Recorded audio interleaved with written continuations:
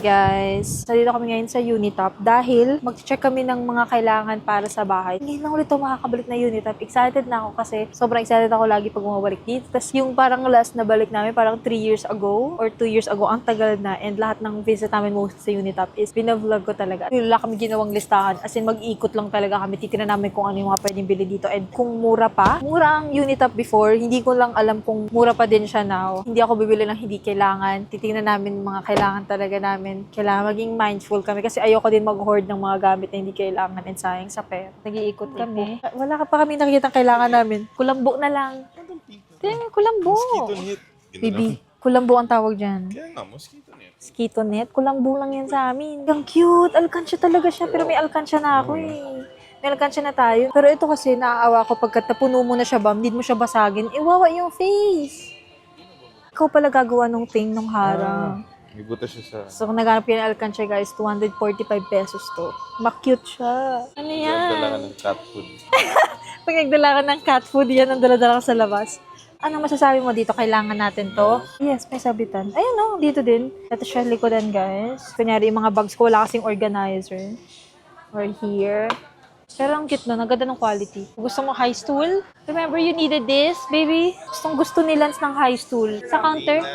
Ay, hindi na. Sabay hindi na ngayon, pero medyo wobbling ha. Ito, black. Meron din silang mga dining chairs and tables. May vanity table doon. Oh my gosh, baby! Na-upgraded na talaga Unitop ngayon. Hindi to ganito before, guys. Kung napanood nyo yung first Unitop ko, grabe, ang dami na nilang gamit dito.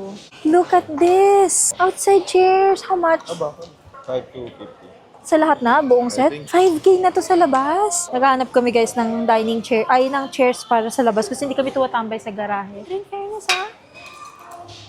Ang ganda baby. Sure ka ba yung set to binibenta?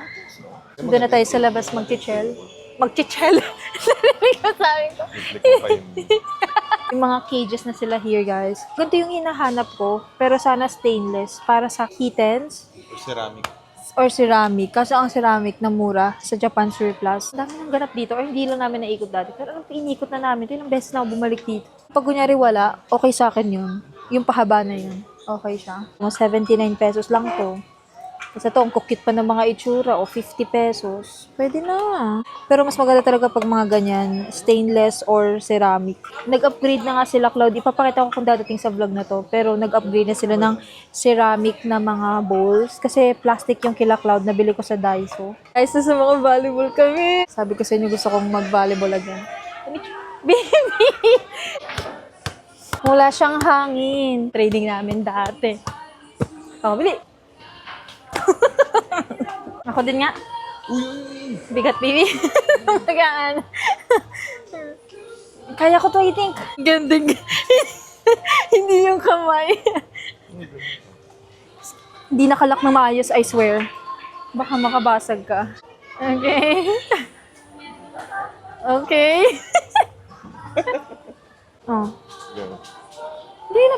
Nababali siya. Hindi ka naman siya. Not na full mo siya. Ikaw nga. Ikaw mo na.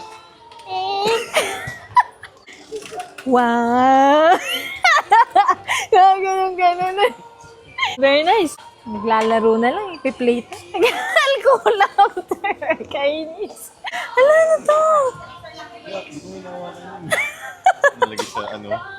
Baby, stop. Nagagalit na talaga. Bumili ako nito dati, first time ko pumunta ng Unitop. Ito yung design. This guy. Ayan o.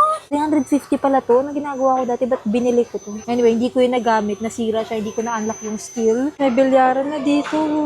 Gulat din ako eh. 100 pesos per what? 130 minutes is 150 ata. What? Gusto mo ng ganyan. Ang cute. Pero saan natin ilalagay? Baka kainin nila Cloud yung pieces. Pero kailangan niya ng lagayan after mong mabuo. Kung may mini pool table ka na, gusto mo? Sa bahay, naglaro-laro lang tayo. Next time, pag may malaking space, 4,300 siya. Meron ng barbershop dito, tapos may masaya na. May ganito na sila kasi meron na silang parang construction na. Ang cute ng cup mo, baby. Kita, oh, cheers to fur dad. Naghanap kami guys ng panlinis ng grass kasi nag-overgrow na yung nasa may garahe. Ito na lang, para hindi ka nayuyuko. Ayaw mo kasi ganito. Ayan oh, baby. Ayan pala. See this? Oh, ayan. Ay, hanap pa lang ng hindi bended. Dito sa likodan. Naghanap kami ng like this, guys. Because, ang dami ng grass sa garahe namin. So, need na niyang linisin ni Lance. Pati sa tapat, mabilis lang siya, gaganunin lang. So, kumuha na kami ng cart. Lagi namin kailangan ng martilyo. Ito, baby, oh. Color black. Gusto ko pa din ng color black na martilyo. Dapat yung may kabilang side pang tagal ng yes. Ayan, pantagal ng nails. Mga nakukuha namin, guys, parang mga tools na kailangan din talaga ni Lance. May martilyo na tayo. Mahaba. Ayan, sige, go. Kasi ito na yung sinashop ngayon, mga drain cleaners. We needed this. Yan, next natin i-upgrade, baby. Look at this. Look, guys! Mga gusto ko na itong mga ganito. Gaganon pag naguhugas ka, nakaganyan siya. Iba't iba yung modes niya. Hindi lang namin ma-upgrade yung mga bagay-bagay namin, guys. Kasi nagre-rent kami. Pero isa sa mga gusto ko, pag nag-aroon kami ng own place, like bahay talaga, gusto ko ganito yung mga hugasan namin. Bilis na ito maghugas. Naghahanap din kayo ng mga ganito. Microwave, toaster. Meron din sila dito yung mga air fryer. Okay pa kami. Yan ang kailangan natin ba? Microwave oven. Natandaan ko, binilan ko si mami ng ganyan. Ay, tama ba? Microwave oven? Ay, hindi, oven lang pala. Oven yung binili mo. Ang cute ng gantong electric fan. Very aesthetic siya. So, para sa akin, based sa experience, mas okay pagka yung blade ay bakal, mas malamig. Pero look, ito, 1,255 lang. Kaso nga lang mag-iisip ka kung gaano siya katagal sa'yo. Baka masira siya kagad, di ba? Pero ang cute, maliit lang. Ito, 940 pesos. Dito kami sa mga lagayan ng tubig. Cute na ito, guys. Hindi to kasya, we? Wow, ang cute sana. 95 pesos. Okay din to pero nakaka-accumulate ng space kasi siya ay bilog. So, nag-iisipan ko, ganito kasi yung tubigan namin. Pero masyado itong maliit. 69 pesos. Nabili ko yung ganito sa Gordos pero nabasag yung isa. Tatlo na lang yung tubigan namin. Pero ito makit siya. Maghanap na kami na guys ng stainless steel na kainan. So, nakita kami here. Pwede siyang kainan. 159 pesos. Ang cute niya kasi may little handle. You think ito na? Tatlo. 4 na bilhin natin para ready to go na yung 4. So, tingin mo, ganito ko kasi yan nilalagay. Hello, ang cute! Sige, okay na sa akin. 4 na lang. Meron na kaming kainan. Itong mga basin, sobrang hilig ni Otto matulog sa ganyan. Hanapan namin siya. Anong size kaya yung naka-curl up si Otto? Kung gusto ni Otto nakatago siya. Tingnan mo, parang may gas-gas. Ayan! How much? Ay, ang cute na ito. Sige, ito na lang. It's the same. Yes, the same. Wala din siyang scratches. So, okay na ako dito. Or yung walang sandalan. Cute na ito. Gusto mo din?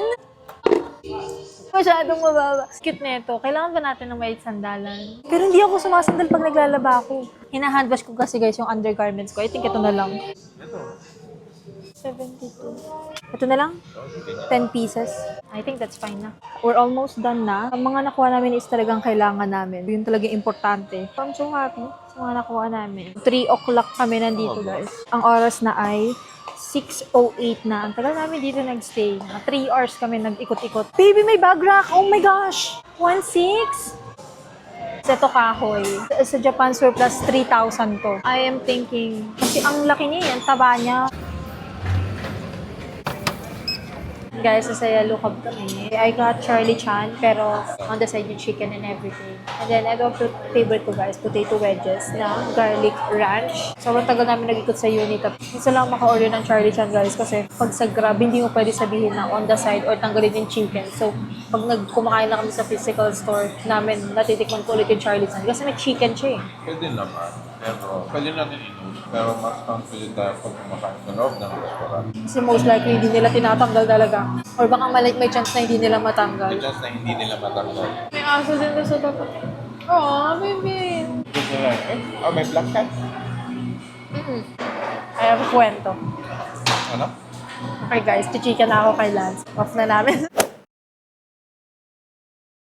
Sa kalipas na ilang araw, since last time tayong pumunta ng Unitap, ngayon ko lang mapapakita sa inyo yung mga kinuha namin doon. May mga kailangan kaming asikasuhin agad, so iba dito nagamit na namin. Nagamit na namin to guys kasi nilinisan na namin yung garahe. Pinangkuha namin ng mga overgrown na mga talahib or grass. Tapos ang ganda guys kasi na-extend. So, ang bilis lang niyang gamitin. Mayroon kasi kami mga kittens. Plastic yung kainan nila right now. Gusto ko mag-upgrade ng stainless. Mas maganda kasi to. 4 talaga to, pero ginamit ko na isa. Hindi talaga siya kainan. Parang feeling ko lagayan to ng sauce. 159 pesos siya. Ayoko natanggalin to kasi mag-fixate ako pag di ko perfect na natanggal. Bigat niya guys. Hindi siya kaagad na yuyupi. I'm happy dyan sa purchase na yan. Ang isa sa mga kailangan talaga namin ni Lance, bumili ako ng mga emergency and survival kit. Sa susunod na vlogs ko na lang siguro ipapakita. Bumili kami ng multi-tool na kit na ganito. Mayroon siyang hammer, lagare, mga tornilyo. Basta sa isang bitbitan nandun na lahat. Malaki to masyado kung sakaling dadalhin like mabilis ang kailangan mong umalis or may nangyari, kailangan mo ng mga gantong kits. Pero kumuha pa rin kami na pwede dito sa bahay. Ito guys ay 145 pesos. So kung babalikan niyo yung mga iba kong unit up before na na-film, iba na sa hino-haul ko right now, ito talagang literal na home stuff. Parang wala akong room decoration dito. Kompleto sa tools yung dad ko talaga guys. Meron siyang isang lagayan sa bahay na lahat ng tools ng pwede mo at kailangan mo nandun na. Ganun siya ka-complete. So nakakatuwa lang, mga ganito na rin trip ni Lance ngayon. Long nose na pliers, 48 pesos. So okay na din. May kalawang na yung ganito namin. Ito guys, ang mga trash bag, kailangan na din to. Extra large. I think medium ito. Size lang kasi ang nakalagay. Walang kung ano talaga siya, medium ba or small. Itong maliit, 28 pesos. Tapos itong mga malalaki, 69 pesos. Cutters. Kasi yung cutters na nabili ko online, ubos na. Kasi pwede mo itong putulin pag nangangalawang or hindi na siya ganun ka-sharp. Tapos ito yung gusto ko kasi may pamalit siya. Ito guys ay 45 pesos. Iba ata to guys. Magkaiba sila. Ito long nose. Ito, hindi ko alam, short nose. Pang level, 9-inch lang, 28 pesos. Para may reference ka kung pantay yung pagkasabit mo, pantay yung table, pantay yung frame. Hindi ko nabubuksan kasi hindi pa namin kailangan right now. Para ready na kami, kumuha na kami ng ganito. And mura lang siya guys, 135 pesos. Actually, meron doon parang 60 plus pesos. Pero mas maliit itong thing niya. So, naganap kami na medyo mahaba. Kung sakaling kailangan, andyan na, ready na, hindi yung bibili pa kami. Binili din namin yung planggana ni Autumn. Kasi guys, alam niyo yung first night na binili namin, hindi niya pinansin. Doon pa din siya sa old na planggana. Pero ngayon, nasa cage na, doon na siya natutulog, doon siya umihiga. As in, may planggana talaga, yung color gray na pinakita ko. Kumuha din ako neto. Ito na lang kinuha kong design ng upuan para pag kunyari mag-handwash ako ng undergarments. Ito guys ay 65 pesos lang. Kahit may washing machine, ayoko pa din doon gawin yung undergarments ko. Gusto ko hina-handwash ko siya. Feeling ko lang mas nalilinis ko kaysa nung umiikot-ikot siya sa washing machine. Ayan ang ating quick unit top haul. Kailangan ko na rin mag-film. Medyo madaming kailangan i-film today. Kakatapos na ng Holy Week. So naghahabol ng mga kailangan gawin. Hi guys! So today, ipapakita ko sa inyong mga bago kong nakuhang clothes at ito ay sleepwear. Isa sa mga kinakahiligan ko lately na suotin mga sleepwear. Itatry on din natin sila kasi feeling ko nauuso lately yung mga sleepwear tas parang sinusuot nila pang gumagala sila. Naghanap ako guys ng mga bago kong pwedeng suotin na sleepwear na pwede ko suotin sa bahay but at the same time, pag kailangan ng umalis or may errands na quick, ito na din yung suot ko. Unahin natin guys sa mga pants na mga set. Pink set lang siya. Sobrang lambot niya. Meron siyang bulsa. Ang gaan niya, guys. Yan yung kanyang likodan. Comfortable netong suotin. Bumabagsak lang yung tela niya. Itong white, galing dito sa same shop. Na long sleeve naman to. Tapos meron pang black mamaya na shorts na set naman. Aalis ka, gato yung suot mo. Sobrang comfortable niya. But at the same time, para kang presentable. Hindi ka parang talagang literal na pantulog. Alam mo yung mga pantulog na halatang pantulog mo talaga. Ito parang hindi. Parang normal set lang. Ito naman, wala siyang bulsa. Usually, hindi talaga ako kumukuha ng puti, guys. Kasi unang-una, pagka kumukuha ng puti, sometimes bakat na bakat.